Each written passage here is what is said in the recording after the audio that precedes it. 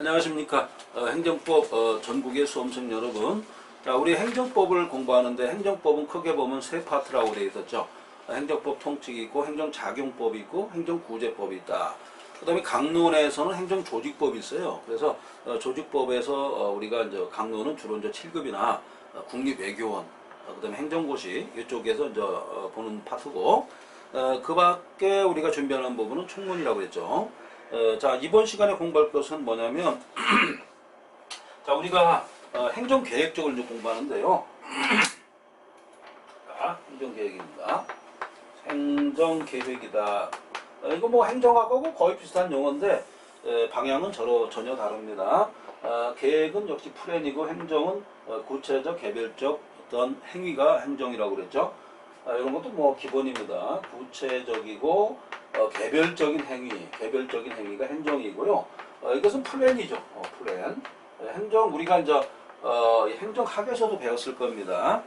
자, 근데 이제 문제가 되는 것은 뭐냐면 그럼 행정 계획이 뭐냐? 이거를 우리가 생각하는데 의의가 좀 중요해요. 그래서 행정의 기본 목표, 행정의 기본 목표를 이제 계획이라고 합니다. 기본 목표. 이걸 행정계획이라고 하는데 행정계획에서 가장 문제되는 게 뭐냐면 제가 시험 나올 걸 제가 찍어 드릴게요. 어떤 지방자치단체장이 그죠? A에서 말이죠. A-로 바뀌었다는 겁니다. 이렇게. 그럼 A라는 지방자치단체장이 예를 들어서 알파라는 행정계획을 세웠어요. 알파라는 행정계획을 세웠는데 여기 조심해 주세요. 알파라는 행정계획을 세웠는데 전임 지방자치단체장이 알파를 세웠죠. 근데 이 사람은 새로 임명된 사람이란 말이에요. 그럼 이 사람이 이 행정계획을 뒤집어 엎을 수 있죠. 어떻게 하냐면 이렇게 할 수 있다는 거예요. 알파와 알파 다시 이렇게요. 이걸 좀 조심해 주세요. 이렇게. 자, 이런 걸 뭐라고 그러냐면 이걸 양립이라고 그래요. 양립. 자, 양립할 수 있었다. 이런 얘기죠. 양립할 수 있었을 때는 괜찮다는 겁니다. 양립이 가능하면은 괜찮다. 이런 얘기죠. 그러나 양립할 수 없을 때는 안 된다는 겁니다. 왜냐하면 같은 행정계획이지 않습니까? 똑같다는 얘기입니다. 그래서 이런 경우는 위법이다 이렇게 본 것입니다. 자, 역시 행정계획에서도 문제되는 것이 바로 처분성이 되겠죠. 우리가 이제 처분성을 공부할 때 이 처분성 항상 시험에 나오죠. 언제 처분성이 있다고 그랬어요? 처분성은 공거준이라고 했죠. 공거준. 이게 상당히 중요합니다. 처분성은 원래 이렇게 국어 국문학적으로 얘기할 때는 이 행정청이 말이죠. 행정청은 행정의 의사를 결정하면서 그 다음에 외부에 표출하는 행정기관을 행정청이라고 말씀드렸습니다. 자, 행정법은 재미가 없죠. 그래서 제가 이제 한참 생각했을 때 어떤 생각이었냐면 자, 그럼 이렇게 재미없는 과목을 어떻게 공부할까? 그리고 윤석열 전 총장이나 그 다음에 뭐 조국 저수석도 이 행정법 때문에 고시가 늦고 안 된 거 아니겠습니까? 그죠? 법대라든가 로스쿨 제일 마지막에 배우는 것이 행정법인데 그럼에도 불구하고 행정법이 점수가 안 나와요. 왜 그러냐? 행정법은 뭐 형법, 형사소송법, 민사소송법, 민법, 국제법 다 들어가 있기 때문에 짬뽕된 학문이기 때문에 어렵습니다. 그래서 뭐 전국적으로 봤을 때 행정법 강의하신 분도 없어요. 별로 없습니다. 10명 정도밖에 없는데 그 다음에 로스쿨 뭐 교수라고 해봤자 뭐 행정법 제대로 쓴 사람들은 뭐 박균성이라든가 박규성 교수, 그 다음에 뭐 이화여대 누굽니까? 그분 서울대학교 세 분 정도가 행정법 책 썼고 나머지는 뭐 옛날에 고대 로스쿨에 있던 행정법 선생님은 과로로 돌아가셨습니다. 행정법이 그만큼 힘든 거예요. 연구실에서 행정법에 이제 이 공부를 하시다가 돌아가신 분도 있어요. 이게 그만큼 스트레스를 받았다는 겁니다. 이게 영어만 해가지고 행정법이 되느냐? 그것도 아니죠. 독일말도 있죠. 뭐 일본말, 프랑스말 다 있어요. 자, 우리 행정법은요, 원래 이게 이 복합적인 학문입니다. 그래서 최근에는 뭐 영미법적 개념까지 들어와가지고 상당히 어렵습니다. 연구하다가 죽는 사람도 있습니다. 그만큼 스트레스가 많이 와요. 이건 다시 말해서 이 수험생들이 어렵다는 겁니다. 자, 다시 한번 보겠습니다. A라는 사례가 많이 나옵니다. 행정법은 시험이 무조건 케이스입니다. 그죠? 행정학은 케이스가 아니었잖아요. 그죠? 스토리였잖아요. 스토리. 그죠? 스토리와 케이스가 완전히 다른 거예요. 행정법은 케이스이기 때문에 사례고, 행정학은 이야기입니다. 이야기. 역사예요, 역사. 그죠? 히스토리입니다. 히스토리. 자, A라는 지방자치단체장이 알파라는 행정개혁을 했죠. 그 다음에 A-가 다른 사람인데 이 사람이 종전에 자치단체장이던 알파, 그 다음에 이거와 양립할 수 있는 알파-를 했을 때 괜찮다는 겁니다. 그러나 종전에 있던 그 행정개혁을 그대로 써먹었어요. 그러면 안 된다는 겁니다. 이렇게 알아두시고. 자, 행정개혁에서는 또 처보강이라고 했죠. 자, 공권력 행사입니다. 공권력. 그 다음에 거부죠. 그 다음에 준하는 행정작용 이렇게 돼 있죠. 자, 행정법에서는 시험에 출제되는 것은 바로 거부예요. 거부 처분. 거부 처분했을 때 행정소송을 제기할 수 있는 것입니다. 알겠죠? 자, 이 정도만 보시면 되겠습니다.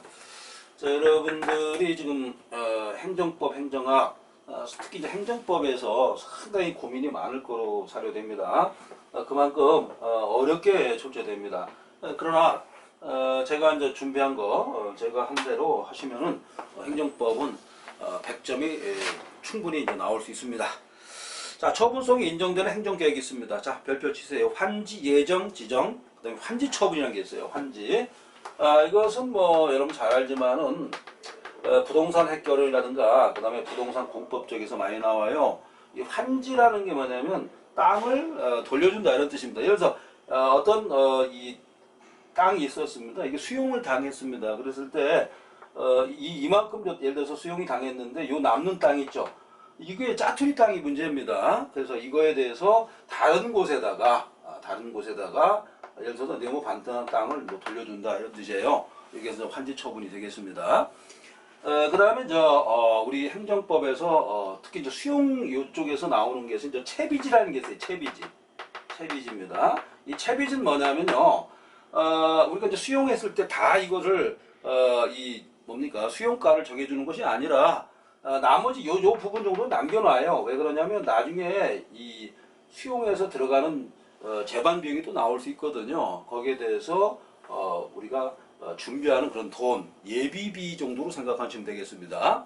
이걸 팔아가지고 그걸 메꿔주겠다는 얘기죠. 자, 환지, 채비지를 공부했습니다.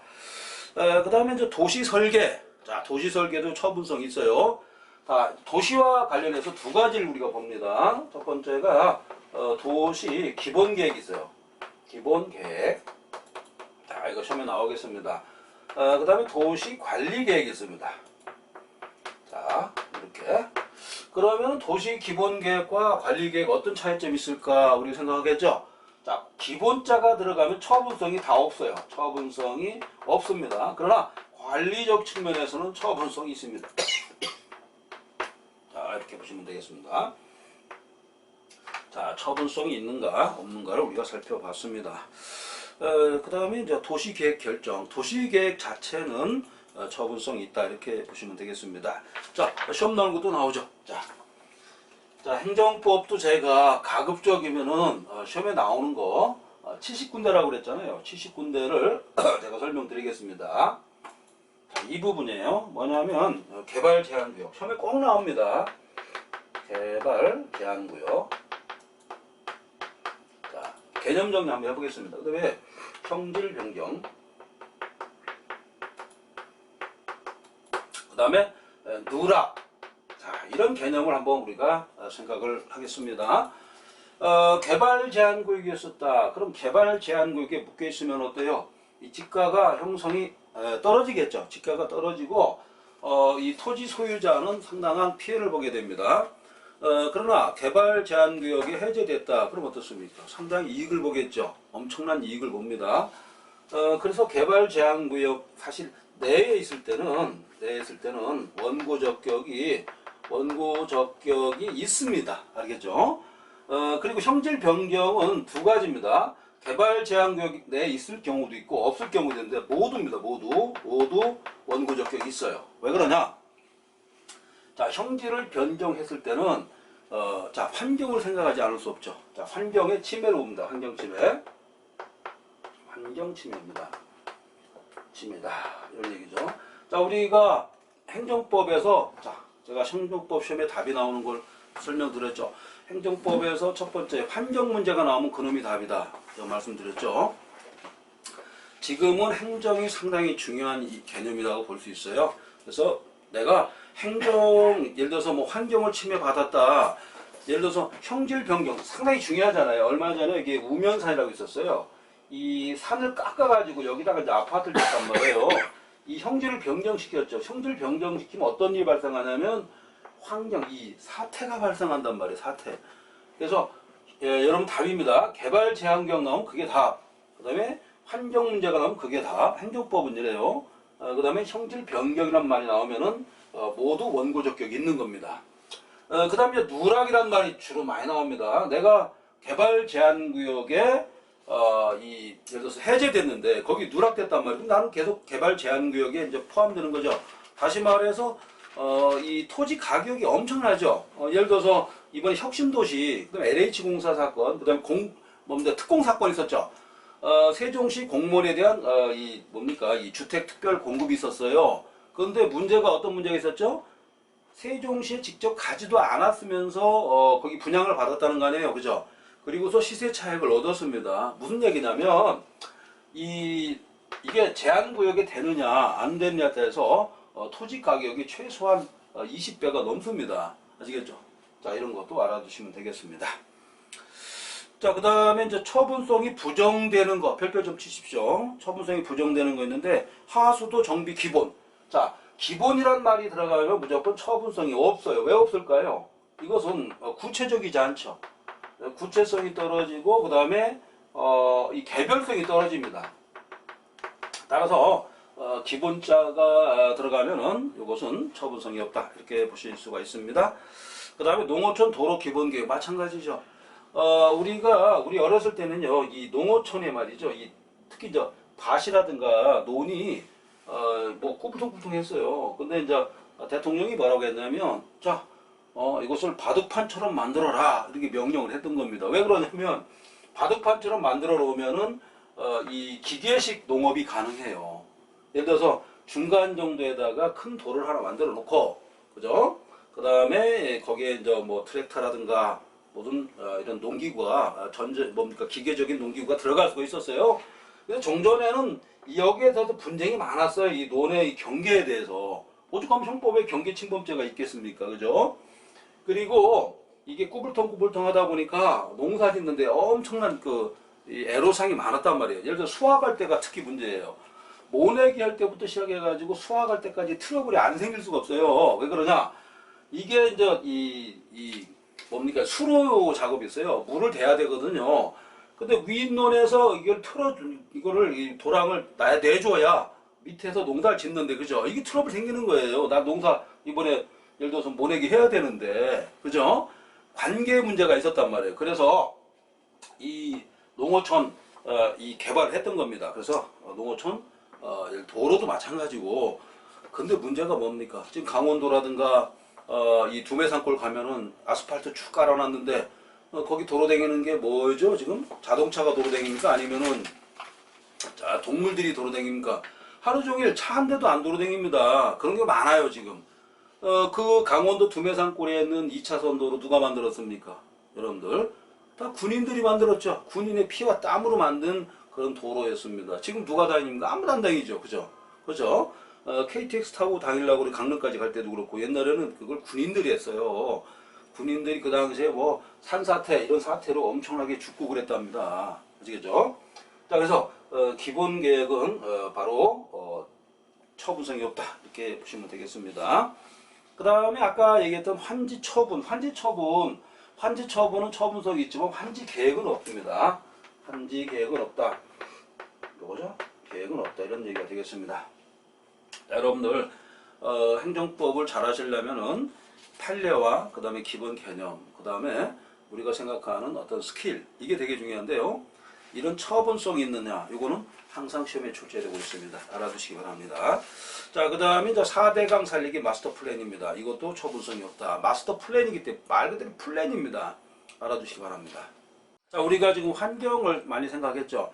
환경에 대해서 우리가 모든 것을 따라가야 되겠다. 이것은 상황 이론이었고요. 그 다음에 이제 이 환경도 우리가 취사 선택을 해야겠다. 이것은 선택 이론이었잖아요. 요 정도만 공부하시면 되겠습니다. 자, 그 다음에 이제 조직 구조에 있어서 조직에 결정 인자가 있어요. 자, 조직을 구성하는 어떤 인자가 있단 말이에요. 모든 게 그렇죠. 자, 우리가 생각할 때 어떻습니까? 지구상의 공기에는 제일 많은 게 뭐죠? 수소입니까? 산소입니까? 수소죠. 우리가 생각할 때 산소입니다. 이렇게 생각할지 몰라도 항상 H가 제일 많습니다. 그죠? 그래서 이제 수소와 그다음에 산소. 그래서 산소가 두 개 합해지면 물이 되는 거잖아요. 그죠? 그래서 물이 형성되게 돼 있다. 이렇게 볼 수 있고요. 자, 조직의 결정 요인, 원인이 있는데요. 여기에는 기본 변수와 그다음에 상황 변수 이렇게 두 가지로 되어 있습니다. 기본 변수. 자, 이게 뭐 크게 뭐 시험과 직결되진 않습니다. 그 다음에 뭐가 있냐면요. 상황 변수가 있어요. 상황 변수. 지금 행정학에서는 어떤 환경, 외부 환경과 항상 우리가 생각할 때 이겁니다. 자, 여기 주체가 있죠. 행정 주체가 있고 외부 환경이 있어요. 외부 모든 게 이렇습니다. 외부 환경. 이게 왜 그러냐면 나중에 이게 이제 거버넌스라든가 이쪽 있죠. 이쪽하고 연결이 되어 있습니다. 외부라는 건 뭐냐면 자연인, 일반인을 뜻합니다. 어떻게 보면은 그러니까 이 주체는 가장 문제가 뭐라고 그랬어요? 행정부 공무원에 타성에 줬는다 이거잖아요, 그죠? 타성에 줬기 때문에 이 개방형 어떤 제도를 많이 한단 말이에요. 지금도 사무관 이상 일정 자리는 개방형이 많아요. 근데 문제는 이제 계약직이기 때문에 들어가서도 큰 힘을 발휘 못합니다. 그죠? 월급도 좀 작은 편이고 이런 문제가 있어요. 자, 조직의 어떤 구조는 그럼 조직의 구조는 왜 있을까? 조직의 구조는 왜 이것이 이제 있을까? 이게 이제 문제잖아요. 그죠? 이건 뭐냐면 조직 목표. 그죠? 조직의 목표를 효과적으로 달성하기 위한데 여기 있다 이렇게 볼 수 있습니다. 효과성이에요. 효율성이 아닙니다. 효과성은 뭡니까? 결과. 그죠? 결과가 좋으면 모든 것이 좋다. 어서 많이 듣던 속담 아니겠습니까? 그죠? 알레스 굿, 엔데스 굿이시죠. 그래서 뭐 마지막에 좋으면 모든 것이 좋다. 이거 바로 이제 독일 속담이 되겠습니다. 아시겠죠? 자, 우리도 뭐 그런 거 있잖아요. 뭐 항상 결과가 예를 들어서 뭐 아무리 내가 노력해도 합격을 못하면 안 된다. 뭐 이런 얘기도 있고 여러 가지 속담은 뭐 몇 수천 개 있겠죠. 자, 그 다음에 어떤 확립된 역할과 행위 체제를 지칭한다. 그러니까 이 목표를 달성하려면 어떤 체제가 이루어져 있어야 되죠. 우리도 뭐 정부 조직법상 그죠 국가를 이루는 체제가 다 이루어져 있지 않습니까? 그죠? 그래서 우리는 지금 장관이 18개입니다. 정전의 18대 대통령 박근혜 대통령 때는 17개였습니다. 그죠? 국가보훈처장이 이제 처장, 차관급에서 장관급으로 올라갔죠. 이런 문제가 있고 종전에 이 청와대에 어떤 여러 가지 이제 수행하는 사람도 있었어요. 이런 게 보통 뭐 장관급으로 대우했었는데 차관급 이하 비서관급 밑으로 이제 떨어뜨려 놨습니다. 자, 그 다음에 이제 조직 구조의 특성이 있습니다. 그래서 여기 보면 기계적 구조, 기계적 구조입니다. 기계적 구조가 있어요. 이것은 사실은 뭐 뜬구름이나 마찬가지죠. 사람이 만들어낸 겁니다. 두 번째는 뭐냐면 유기적 구조, 유기적. 그래서 여러분들 이해하시죠? 기계적으로는 뭡니까? 그냥 형식적 구조다 이렇게 볼 수가 있습니다. 유기적 구조는 뭐예요? 살아있는 생명체처럼 같이 움직이는 구조가 되겠죠. 멋있죠, 상당히. 그 다음에 이렇게 나눌 수가 있습니다. 그러면 기계적 구조와 유기적 구조를 이제 구별하는 문제가 또 나올 수가 있어요. 기계적 구조 같은 경우는 첫 번째 어떤 성격이 있었냐면 복잡합니다. 복잡해요. 그래서 복잡한 어떤 성격을 가지고 있다. 이렇게. 두 번째는 뭐냐면 공식성입니다. 그죠? 공식성이다. 복잡하고 공식성이고 그 다음에 뭐가 또 있냐면 직관성입니다. 직관성. 직관성 이렇게 되어 있습니다. 직관성이라는 것은 예를 들어서 뭐 통치 행위하고 비슷한 거예요. 그래서 이런 성격을 가지고 있다 해서 복공집입니다. 복공집 외우시기 바랍니다. 앞자를 가지고 시험에 출제되면은 이런 앞자 가지고 문제를 풀 수 있는 경우가 많아요. 사실은 왜? 아무리 실력이 좋아도 짧은 시간 안에 내가 시험에 합격하려면 방법이 없습니다. 그래서 기계적 구조의 특징, 복공집 이렇게 공부하시면 되겠습니다. 자, 그 다음에 이제 유기적 구조가 있습니다. 유기적 구조는 아까 이 기계적 구조는 이 복잡성이 상당히 높다고 그랬잖아요. 그죠? 그 다음에 공식성도 높죠. 높고 집권성도 높습니다. 그러나 유기적 구조는 반대입니다.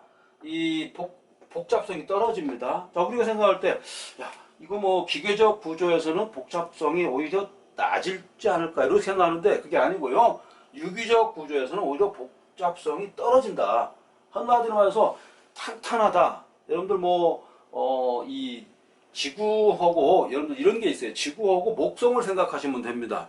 지금 이 태양계에서 목성이 거의 제일 크잖아요.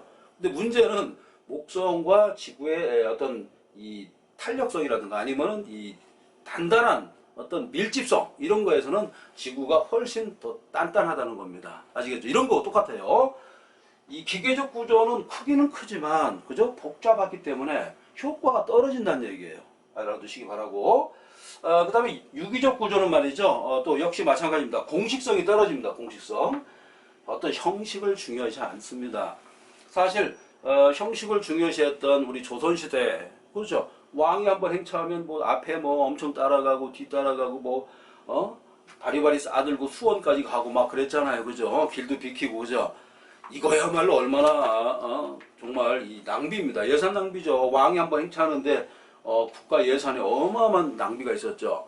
그래서 우리가 나라도 조선시대 때는 2번이나 뺏겼지 않습니까? 그죠? 크게 보면 3번 뺏겼죠. 청나라 한번 우리 찾아왔었죠. 그죠? 청나라 끝나니까 일본이 찾아왔었죠. 그리고 마지막에도 역시 청나라와 일본, 마지막에 일본이 우리를 이제 점령해가지고 36년 동안 애환을 느끼게 만든 것이 바로 이것 때문에 그렇다는 거죠. 요거죠. 그 다음에 이제 뭐가 있냐면은 이제 집권성이라고 그러죠. 집권성이 이제 낮죠. 한마디로 말해서 유기적 구조에서는 한쪽으로 이제 치우치는 경향 이런 것이 좀 낮다 이렇게 분산된다 이렇게 볼 수 있어요. 권한도 마찬가지고 그래서 복공집을 우리가 생각해야 되겠습니다. 이렇게 알아두시고 그 다음에 이 맥락적 상황 변수라는 게 또 있습니다.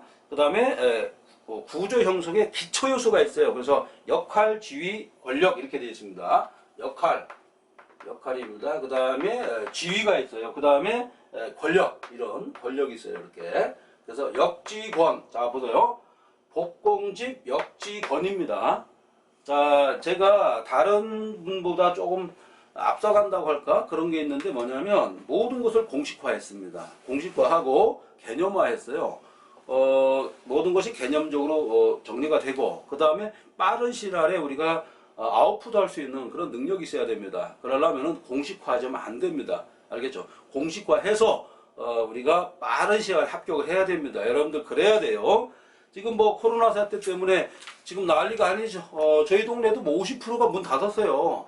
그 다음에 뭐 지하상가는 말할 필요도 없고 그 다음에 뭐 웬만한 데는 다 문 닫았습니다. 그리고 조만간에 문 닫을 예정입니다. 지금 얘기 들어보면은 왜냐하면 지금 한계 상황이 도달한 겁니다. 한계 상황. 그럼 이럴 때 우리가 어떻게 처신해야 될까? 어떤 사람만 살아남을까? 이런 얘기죠. 자, 살아남으려면 방법이 없습니다. 시험에 합격해야 돼요. 방법 없습니다. 그 다음에 발군의 실력을 발휘해야 됩니다. 그 다음에 신체 건강, 정신 건강 해가지고 좌고우면하지 말고 밀고 나가야 됩니다. 방법이 없어요. 지금 아시겠죠? 이 공기와 그 다음에 시간, 그죠? 그 다음에 노력 이거는 누구나 공평하게 준 이 선물이 아니겠습니까? 그죠? 공기도 누구한테 다 준 거잖아요. 물도 내가 좀만 노력하면은 좋은 물 먹을 수가 있어요. 그죠? 그 다음에 시간, 24시간은 지금 뭐 재벌 2세나 여러분들이나 저기 아프리카에 있는 사람이 똑같지 않습니까? 그래서 이것을 잘 활용하는 자가 승리할 수 있고 승리를 자꾸 끌고 가는 사람이 인생의 역사를 남기는 겁니다. 아시겠죠? 그렇게 알아두시고 그 다음에 역할, 지위, 권력 이런 게 이제 기초 요소라고 그랬고요. 그 다음에 맥락적 상황 변수가 있는데요. 규모라든가 기술, 환경 이렇게 됩니다. 규모, 기술, 환경 이렇게 됩니다. 규기환 이렇게 알아두시기 바랍니다. 자, 여기서 외울 게 3가지입니다. 복공집하고 역지환, 그 다음에 규기환 이렇게 암기해 주시면 되겠습니다. 자, 맥락적 변수는 규모가 크냐 작으냐 이걸 따집니다. 자, 러시아 같은 게 이렇게 국가를 보면 알아요. 러시아는 나라가 엄청 크죠. 한국에 지금 몇 배입니까? 200배예요. 그죠? 200배. 미국은 우리의 이제 100배잖아요. 그런데 미국은 100배 크고 러시아는 200배 커요. 규모는 크죠. 근데 뭐가 문제입니까? 두 번째 기술이죠. 자, 기술이 이제 이 집약적이냐 아니면은 기술이 분산돼 있고 좀 기술이 떨어진다 이렇게 될 경우는 발전하기 어렵습니다. 조직도 마찬가지라는 거죠. 그 다음에 환경이죠. 환경. 이 환경은 뭐 계속 들어갑니다. 정치 환경, 경제 환경, 뭐 조직 환경 다 들어갑니다. 이렇게 알아두시면 되겠습니다. 그 다음에 이제 권위의 유형이가 많은데 권위의 유형은 많아요. 이거 웨버가 여러분들 웨버 많이 들어봤죠. 웨버는 뭐냐면 직업 공무원 제도 이런 것을 강조했던 사람입니다. 물론 마르크스 엥겔스와 웨버의 차이점이 있죠. 왜 마르크스 엥겔스는 이 계급 이론을 강조했습니다. 계급. 그래서 유산 계급과 무산 계급 이렇게 딱 잘랐어요. 그러나 이 웨버는 어떤 생각했냐면 계층을 생각했어요. 그래서 이 상중하 이렇게 나눴습니다. 알겠죠? 그리고 차이점은 마르코스 엥겔스는 이 계급 서로 계급의 순환이 안 돼요. 한번 부자는 계속 부자, 그 다음에 가난한 사람은 계속 가난 이렇게 본 사람이고 웨버는 그게 아니다. 계층 간에 사다리가 있기 때문에 내가 상류층도 얼마든지 올라갈 수 있고 상류층에 있다가 노력하지 않으면 하류층으로 떨어진다는 것이 바로 웨버의 사상입니다. 이런 웨버가 나중에 이제 공무원 제도도 생각을 했다는 거죠. 자, 그렇게 보시면 되겠고요. 그 다음에 이제 권위의 종류는 어떤 전통적 권위가 있고요. 그 다음에 카리스마적 권위가 있습니다. 예를 들어서 우리 1960년대 그때 이제 박정희 정권 때죠. 그 다음에 전두환 정권 1989년 80년도부터 79년 80년도부터 88년도까지 이제 한 거죠. 그리고 나서 이제 노태우 정권, 그 다음 여기까지가 일종의 이제 카리스마 내지는 군사 정권 이렇게 보고, 그 다음에 이제 이 김영삼 대통령, 그죠? 김영삼, 김대중 대통령, 그 다음에 이제 다음으로 넘어가서 이제 노무현 대통령 이렇게 갔지 않습니까, 그죠? 여기까지는 뭐냐면 약간 과도적인 어떤 카리스마 있었죠. 그러나 과도적인 어떤 성격을 가지고 있었다. 그리고 나서 이제 이 나라가 좀 어려웠어요. 왜냐하면 북한이 자꾸 미사일 쏴대고 그러니까 안보적인 측면에서 문제가 있었단 말이에요.